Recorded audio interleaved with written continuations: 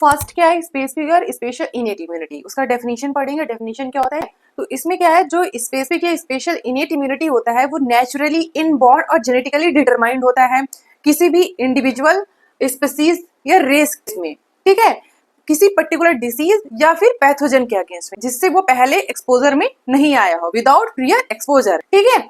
उस तरह के पैथोजन या डिसीज के अगेंस्ट में इनबॉर्न जेनेटिकली डिटरमाइंड जो हमारे अंदर रेसिस्टेंस प्रेजेंट होता है उसको क्या बोलते हैं, स्पेसिफिक या स्पेशल इनेट इम्यूनिटी, ठीक है। इसके टाइप्स क्या होते हैं, स्पेसिफिक या स्पेशल इनेट इम्यूनिटी के 3 टाइप्स होते हैं, individual innate immunity, racial innate immunity and species innate immunity, ठीक है। तो पहला हम देखेंगे इंडिविजुअल इनेट इम्यूनिटी किसे कहते हैं। इंडिविजुअल इनेट इम्यूनिटी में क्या होता है कि सेम स्पीसीज के 2 इंडिविजुअल में जो रेसिस्टेंस होता है किसी पर्टिकुलर डिसीज या पैथोजन के अगेंस्ट में वो वेरी करता है, ठीक है। इसका एग्जांपल भी हम देख लेते हैं। पहला एग्जांपल क्या है, some peoples rarely catches cold despite exposure, ठीक है।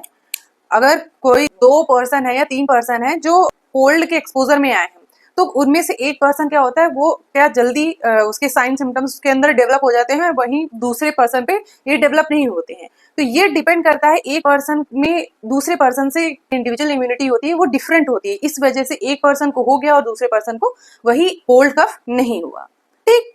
दूसरा एग्जाम्पल क्या है, certain individuals are naturally resistant to specific infection due to genetic factor, ठीक है। इसमें क्या होता है कि बहुत सारे इंडिविजुअल नेचुरली रेसिस्टेंट होते हैं किसी स्पेसिफिक इन्फेक्शन के अगेंस्ट पे, ठीक है, जो कि उनके जेनेटिक फैक्टर्स के ऊपर डिपेंड करता है, ठीक है।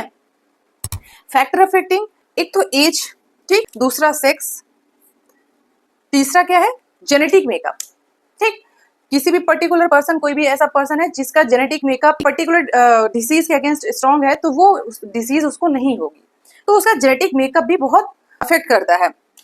न्यूट्रिशनल स्टेटस भी इसी तरह, फिर देन जनरल हेल्थ, अगर उसका न्यूट्रिशनल स्टेटस अच्छा रहेगा तो उसकी इम्यूनिटी भी अच्छी रहेगी, तो दूसरे पर्सन का न्यूट्रिशनल स्टेटस अच्छा नहीं है तो इम्यूनिटी क्या वीक रहेगी।